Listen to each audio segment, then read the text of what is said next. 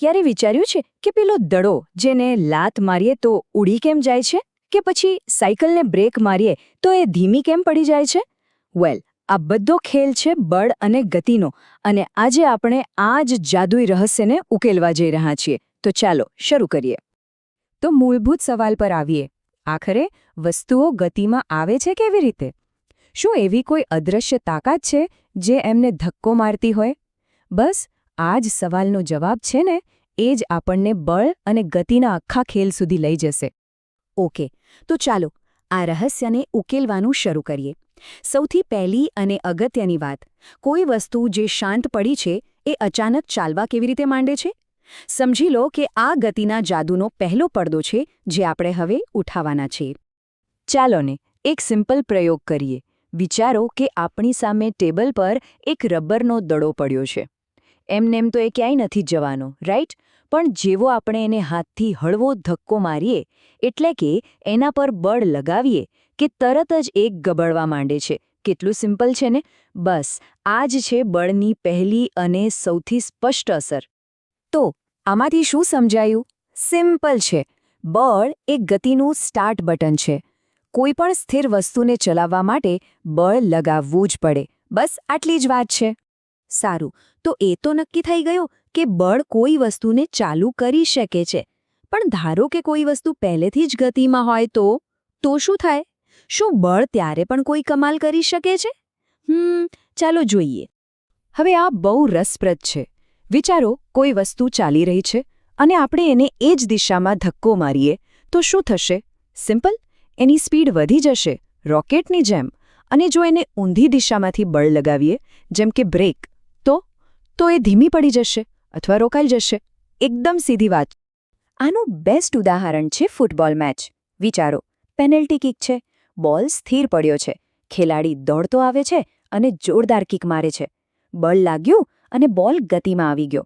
હવે એ ગોલ તરફ જાય છે, પણ સામે ગોલકીપર છે. એ ડાઇવ મારીને બોલને રોકી લે છે. એણે પણ બળ લગાવ્યો. તો જુઓ, એક જ સીનમાં આપણે બળને ગતિ શરૂ કરતા અને રોકતા બંને કામ કરતા જોયું. તો મતલબ એ થયો કે બળ ખાલી સ્ટાર્ટ બટન નથી, એ તો સ્પીડ કંટ્રોલ જેવું પણ છે. એ સ્પીડ વધારી પણ શકે છે અને ઘટાડી પણ શકે છે. ઓકે, તો ગતિ શરૂ કરવી, સ્પીડ બદલવી, આ બે વાતો તો સમજાઈ જ ગઈ. પણ શું બળ પાસે હજી કોઈ જાદુઈ તાકાત છે? શું એ સ્પીડ સિવાય બીજું પણ કંઈ કરી શકે છે? ચાલો એ પણ જાણી લઈએ. ચાલો ફરી એકવાર પેલા ગોલકીપર પાસે જઈએ. પણ આ વખતે એ બોલને પકડતો નથી. એને ખાલી હાથથી ફટકારે છે અને બોલ સાવ બીજી જ દિશામાં જતો રહે છે. જોયું? અહીં બળે બોલને રોક્યો નહીં. એની સ્પીડ પણ કદાચ ઓછી ન કરી, પણ એની દિશા જ બદલી નાખી. આ છે બળનો ત્રીજો અને બહુ જ અગત્યનો કામ. તો ચાલો બધું એક સાથે યાદ કરી લઈએ. બળ શું કરી શકે છે? એ સ્થિર વસ્તુને ગતિ આપી શકે છે, ગતિમાં રહેલી વસ્તુની સ્પીડ વધારી કે ઘટાડી શકે છે, અને હા, એ ગતિમાં રહેલી વસ્તુની દિશા પણ બદલી શકે છે. એક રીતે કહીએ તો બળ ગતિનું માસ્ટર કંટ્રોલર છે. અત્યાર સુધી આ બધી વાતો અલગ અલગ ટુકડામાં સમજી. હવે સમય છે આ બધા ટુકડાઓને જોડીને એક મોટી કમ્પ્લીટ પિક્ચર બનાવવાનો. વિજ્ઞાનની ભાષામાં આ બધા ફેરફારો માટે એક જ શબ્દ છે: ગતિની અવસ્થા, એટલે કે સ્ટેટ ઓફ મોશન. આ બરાબર એવું છે કે જાણે કોઈ વસ્તુનું એડ્રેસ પૂછીએ. એડ્રેસમાં ખાલી એવું ના કહી શકાય કે ઝડપથી જઈ રહ્યું છે, પણ એ પણ કહેવું પડે કે કઈ દિશામાં જઈ રહ્યું છે. બસ ગતિની અવસ્થા એટલે એ જ, સ્પીડ અને દિશા બંનેનું કોમ્બિનેશન. તો આનો સીધો મતલબ શું થયો? જો કોઈ વસ્તુની સ્પીડ બદલાય અથવા એની દિશા બદલાય, કાં તો બંને બદલાય, તો એનો મતલબ કે એની ગતિની અવસ્થા બદલાઈ ગઈ. બસ આટલી સિમ્પલ વાત છે. તો અત્યાર સુધીની વાત પરથી એવું લાગે કે બસ બળ લગાવો એટલે ગતિની અવસ્થા બદલાશે જ. પણ શું આ હંમેશા સાચું છે?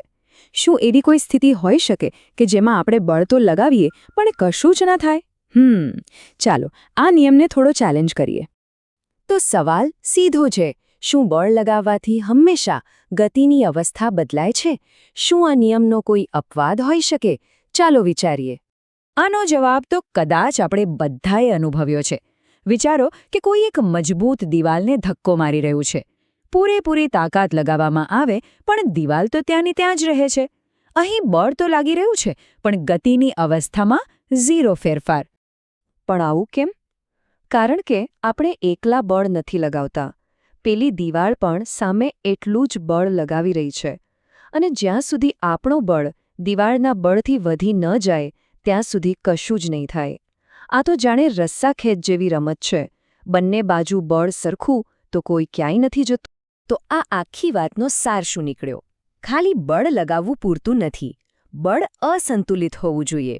એટલે કે એક તરફનું બળ બીજી તરફના બળ કરતાં વધારે હોવું જોઈએ.